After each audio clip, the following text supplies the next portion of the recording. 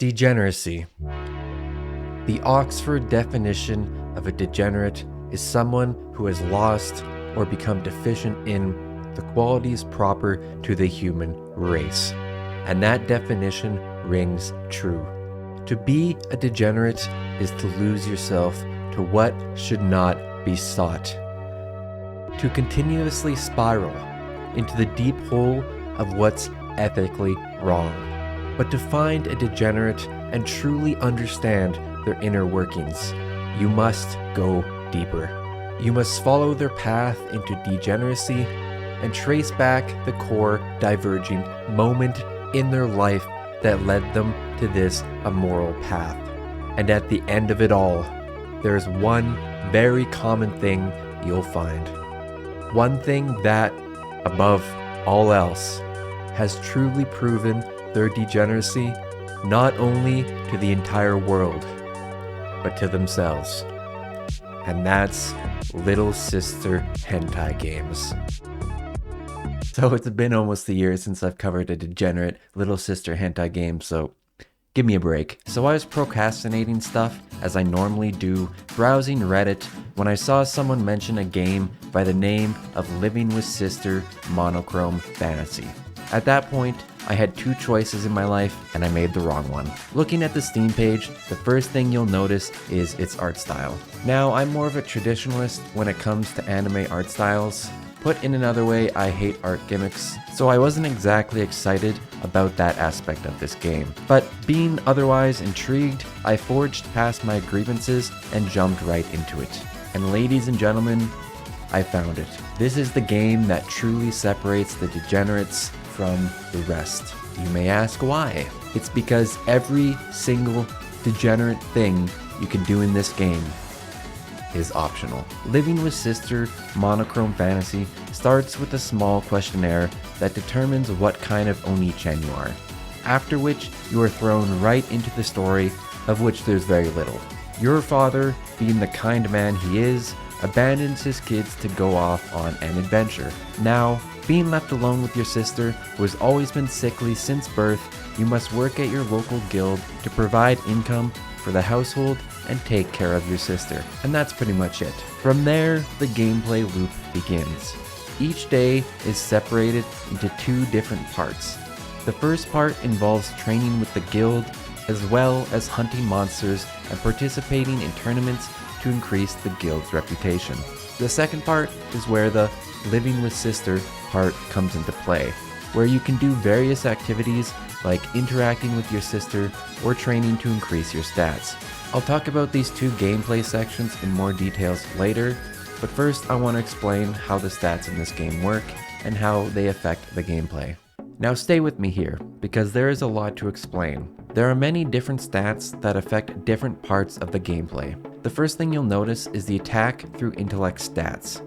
These are for combat and are trained at the guild, at home, or through special events. To the right of that is your special points, which can be used to buy various abilities such as combat skills, life skills that improve various aspects of the gameplay cycle, or degenerate skills such as magic cock. Above your special skills is your mood, which affects the success of various actions and can go up from good events happening, such as your sister cooking you a great meal, or go down if your guild is not doing well. Guild rep should be self-explanatory and is improved through community service and monster hunts. Your sister also has stats, and I shouldn't have to explain them, but they will go up or down depending on your actions during the second part of the day. Policy is pretty important. At the end of each week, you and your sister hold a nightly meeting to decide how you'll live your life for the upcoming week. And these will have various helpful bonuses, such as not having to pay for dinner or increasing stat gains throughout the week. Energy is what is spent when you do any given action. You can forego using energy for certain guild events if you want more energy at home, and vice versa, depending on what stats you want to train at any given time. Your lust stat will rise depending on your actions with your sister. Patting her on the head will increase it slightly. Peeping on her in the shower is a whole nother ballpark. Stamina is how many times you can ejaculate. And lastly, there's money. But this one will be one of your most important stats, because the money management in this game isn't easy. Sometimes your guildmaster will take money away from you if the guild is in the red, and if you are too poor, your dinner will be made with poor ingredients, and you won't be able to purchase luxury items, heavily affecting your mood. All of that shit is exactly why I do not play stat raisers. But anyway, moving on. Most of the work at the guild early on will just be training the stats of you and your allies until the guild competition comes into play. Your initial guild party is made up of you and two of your childhood best friends, Kana and Yui. Kana is a swordswoman who is more of a tomboy, and Yui fits the support role, being a healer. Your guildmaster is an elf named Yukari who always watches over the adventurers in her purview, and eventually you'll be able to recruit Kasumi, who is an extremely talented classmate of your little sister. I'm rushing over these characters because, let's be honest, they're not the focus of this game, and they don't really get much backstory. Occasionally, your guild will be contracted to hunt a monster, and when that happens, you'll be introduced to a new section of the game, of which I'll dub Adventure Time, for story reasons. Adventure Time is very simple. You have a certain amount of progress you must make, and a certain amount of rests you can take. Each step of progress consuming energy. These can be multi-day events, and at the end, you'll face the boss monster. The last type of gameplay in Living with Sister is combat, and honestly, it's not that enjoyable. Whilst order of ability usage and timing may come into play if your stats are barely up to par, it's pretty much a glorified stat check and easily the worst part of the game. Most of the world story will occur during the guild events, and failing certain battles in this section will lead you to bad ends, so you need to make sure to balance your stats and not spend too much time with your little sister. There are multiple ends you can pursue, but for the purpose of spoilers, I won't be delving into them. Alright, you sick fucks that probably skipped the rest of the video for this, let's get into what Living with Sister is really about. Living with your sister. Depending on your remaining energy for the day, there are various actions you can take with your sister, and these range from giving her massages and presents to asking her to strip. However, your sister is a hard nut to crack and won't let you do most of these activities at first. Even something as simple as a head pat will ruin her mood if you don't have her trust. Every day you have to take a bath. This is helpful because it restores your energy, but you also have the option to pee upon your little sister in the bath. And because of this, within 1 minute of starting this game, you can see something perverted. As well, depending on your sister's lust, various events can happen whilst she's bathing. A secondary aspect of your degenerate Oni-chan persona is panty hunting. Your little sister has a lot of different kinds of panties that you'll be able to observe through various means. You can also see your collection on the left, and while we're at it, on the right, you can see descriptions of both your little sister as well as yourself, which both update depending on the point of the story you are at, as well as the actions you choose to do in the game.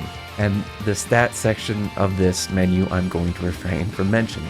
When your lust is above 50% when it comes time for bed, you'll have the option to mess with your sister at night. I want to emphasize that this section is very involved and it has a lot of content, and I can't talk about any of it. But even I was surprised at how many things you can unlock here, as well as how interactive you can choose to be, as well as the detail in the animations. And if your goal is for H, there are also many scenes in the bath, as well as other surprise scenes depending on your sister's stats. I'm sorry I can't say more, but realistically, I don't want this video to be taken down. When the weekend comes, you don't have any guild activities, so you'll be able to spend the whole day with your sister. We can go out with her to buy various commodities, or go on what she calls Adventure Time. This is pretty much exactly as I described it in the guild section, but it's much longer. But let's just say that with great journey comes great reward. And that's it. Living with Sister Monochrome Fantasy honestly surprised me. For a silly degenerate stat raiser game that I wasn't expecting a lot out of, I got surprisingly addicted. This game is not at all easy and can be frustrating at times due to the difficulty. Stat gains are marginal at best compared to energy consumed, and you cannot sleep on raising your combat stats lest you softlock yourself into a game over. Though, even if you do, Depending on the amount of stats you gained on your first playthrough, you can enter a New Game Plus, where you'll be able to boost certain stats right off the bat, which is extremely helpful to keep up in late game. There isn't really anything to say about the art style that isn't obvious from what you've already seen, though I will say that the animated H scenes use it surprisingly well. The soundtrack gets repetitive as there isn't a huge variety of tracks, but that's to be expected in a game you have to replay at least twice. I absolutely love the Adventure Time soundtrack though. I found a couple of glitches whilst playing the game, but they all involved the menus overlapping with each other. And of course, whilst this was annoying, it can be quickly fixed and doesn't affect the gameplay. And lastly, yes, you absolutely can play this game as a completely honest Oni-chan, who lives with his sister innocently, having fun, going on grand adventures with her, and working earnestly for your guild. But if you've already bought this game, you probably won't. So do I recommend Living with Sister Monochrome Fantasy? Not as long as God's watching. But hey, we're all going to hell anyway, so fuck it. Why not give it a try? What have you got to lose? Besides your decency, your friends, your family, your self-respect, your morals, your place in society, your